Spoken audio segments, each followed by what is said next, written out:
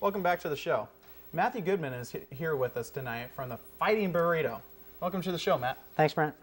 Now, just a few questions. You know, I've noticed recently that there's been a name change to your business from the Flying Burrito to the Fighting Burrito. What brought on that change? Well, basically, we had a situation where we opened our store with an effort in the hopes of throwing burritos around, decided on a name, looked out in the world, and there were multiple other burrito shops with that name, probably Sure. 3 that we found, Oh, okay. a long way away. Mm-hmm. Generally with restaurants like Joe's, Eat at Joe's, it's not a big deal. Mm-hmm. However, 2 months after we opened our doors, there was a trademark registered on the USPTO website, and that trademark gave someone at some point an avenue to say, hey, could you not call yourselves the Flying Burrito? And so we, vetted millions of names and came down with Fighting Burrito as our choice. All right. So you guys being so far apart, how did they find you out? Our website is a pretty strong website, and I think that after a certain innumerable web hits, without it being your restaurant, if you put in Flying Burrito, it was always us. I think that eventually frustrated them to the point where they decided to send us a letter with a pretty please in it to change our name. Oh, well, at least they're polite. Yeah, very, very nice. Well, that's good. So has there been any reaction from your guys' customers about this change, or? We haven't got a ton of feedback. I think most of the feedback we get is, that's not cool. and we say, yeah, it's not, but it wasn't our lawyer who decided that, so we have to go with that. But I think everyone's pretty understanding. We, of course, love the first name, and we're the only ones who have to call it Fighting Burrito, so you can call it whatever you want. Sure. And you guys sound a lot tougher now. You sound like you're just... Yeah, I actually was lifting weights to get ready for the name change, and I feel I can tell. I don't know if you can see it on TV, but it's obvious. No, this man takes creatine. Right. Yes. So now you may not know this, but here at the Weekly News, we have come up with a logo for you guys. Can we put it up on the screen for them to see? Well, that's nice. Yeah. So reminds me of a story I heard about you in the restroom earlier. Yes. It was much like that, in fact, and with the same result. Right. Yes, and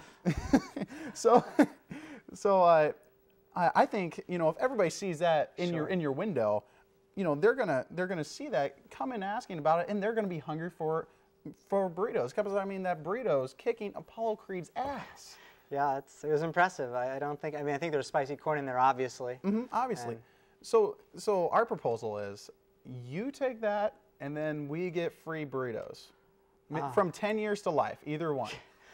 We'll probably have to write a memo to corporate, and it'll have to go through multiple considerations. But I think we can get back to you at least within 5 to 10 months with some sort of a decision. Well, that sounds good. It's a great idea. I mean, obviously, I would support it, but Well, that's fantastic. Yeah, just get back to us. You have my information. I do. So we're good on that part. Yeah. I have cougar friends who also wear. You too? Yeah, sure. That's amazing. Sure. Wow. So, are there any possibilities for expansion?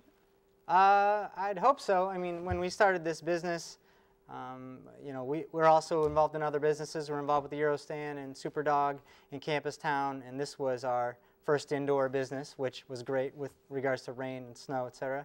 And we love business because it gives me an opportunity, and everyone who works with us, an opportunity to make an impact on people. And so if we could have more stores, I think that would be great.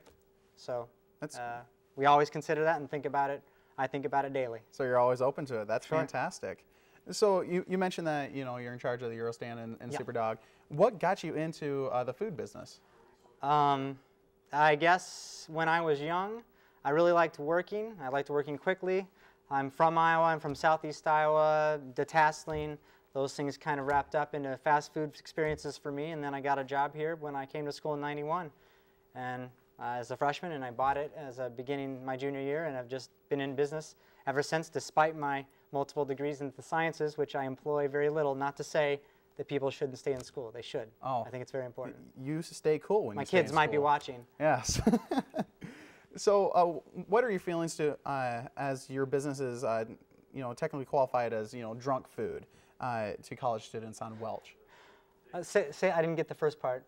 what are the business? What are your feelings towards that Oh. qualification? You know, every market is a market. We certainly don't breathalyze to make sure you've been drinking to sell you food, and I think that's a really good effort on our part to try to be fair to everyone. But even in the daylight, these morsels are delicious. So. Oh, and Come out to Advisha, see what it's like in the sun. Check it out. That they are delicious. And with that, we're going to take a quick break, and we'll be right back.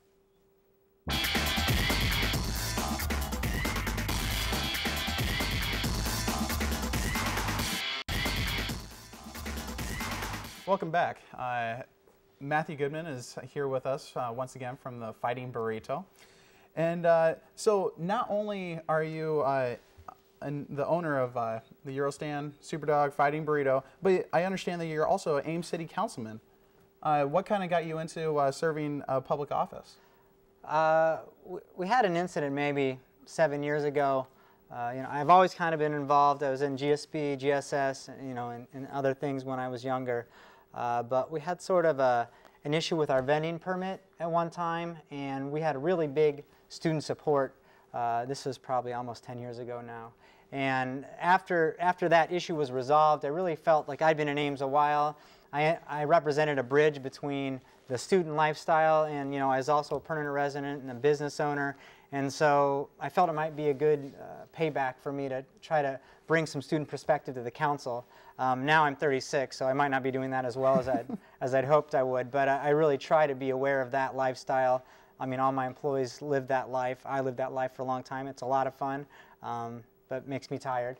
Sure, and so I really wanted to give them someone to voice their concerns and represent them. Oh, that's great. That's a great story. Now, I understand that your term ends in 2011. Do you have any worries After yet, this show, or it might be do you, earlier. Or do you have I'm a not challenger sure. that you know? No one has reared their head yet. I don't know if you know anyone. No, not yet. But you know what? Thank you for stopping by, Matthew. you and make sure you tune in next week as we will be here and have another great show for you.